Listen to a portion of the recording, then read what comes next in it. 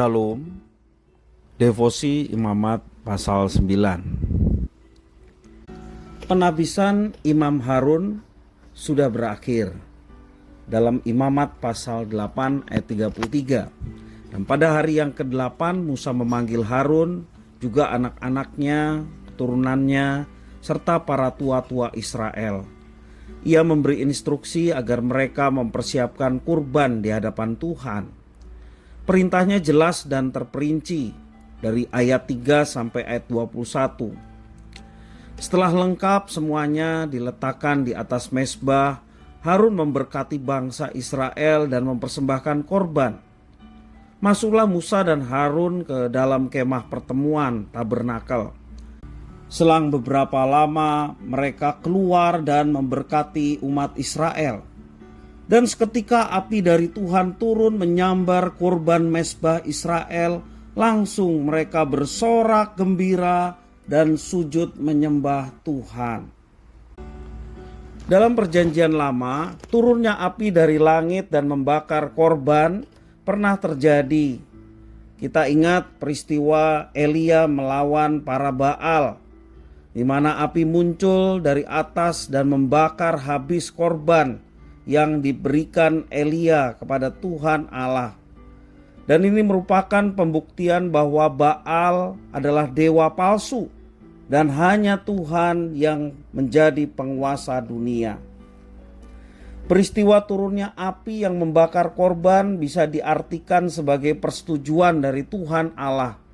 Setidaknya kesimpulan itu bisa kita tarik dari kisah Elia. Hal yang sama juga berlaku pada korban persembahan di masa Harun sebelum Elia. Latar belakang peristiwa itu didahului penabisan Harun sebagai imam. Dan sambaran api bisa jadi bentuk komunikasi Tuhan Allah kepada umatnya. Ia ingin menyatakan persetujuannya mengenai jabatan imam yang diemban oleh Harun. Perkenanan Tuhan adalah urat nadi kehidupan orang percaya. Kita sebagai Kristen, umat yang dipilih oleh Tuhan, sebagai umat perjanjian baru. Perjanjian lama maupun perjanjian baru, yang menjadi pusat kehidupan kita adalah perkenan Tuhan. Apapun perbuatan kita akan menjadi tidak berarti kalau Tuhan tidak berkenan atau Tuhan tidak setuju. Sebagaimana Tuhan menunjukkan persetujuannya, perkenannya dengan memberikan api pada korban di atas mezbah yang dipersembahkan baik di masa Harun maupun Elia. Demikian juga perkenan Tuhan itu juga yang kita butuhkan di dalam kehidupan kita setiap hari. Seberapa baik pun sebuah rencana, jika ia enggan memberi izin atau perkenan, semua pasti menjadi sia-sia. Namun, justru inilah misteri terbesar. Bagaimana cara kita mengetahui kehendak Tuhan Allah kita? Tidak ada rumusan baku untuk menguak rahasia ini.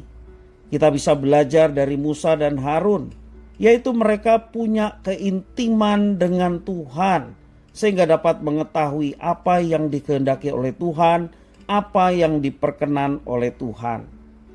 Mereka bergaul karib dan peka, dan tanda dari Tuhan pun begitu jelas dan terang. Hanya lewat keakraban bersama dengan Tuhan, kita bisa merasakan bagaimana apa yang dikehendaki olehnya, apa yang Tuhan izinkan dan perkenan, sehingga kita boleh melihat itu dan melaksanakannya.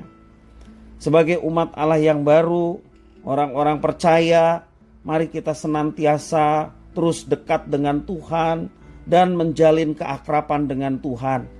Baik melalui pembacaan firman Tuhan, juga melalui doa, sehingga keakraban itu mendatangkan pengertian di dalam diri kita, mendatangkan kepekaan bagaimana kehendak Tuhan mesti kita laksanakan. Dan percayalah, kalau kehendak Tuhan dilaksanakan dan Dia berkenan dengan apa yang kita lakukan, sungguh kuasanya yang sedemikian besar akan kita alami.